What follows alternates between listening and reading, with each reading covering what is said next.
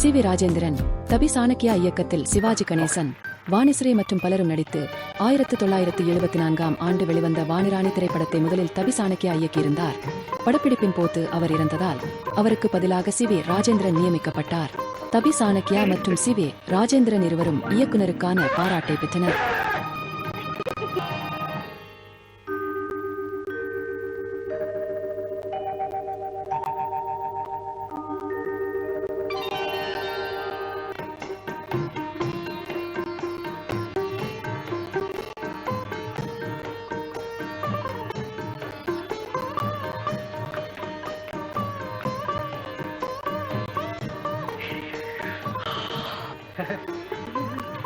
Ha ha ha.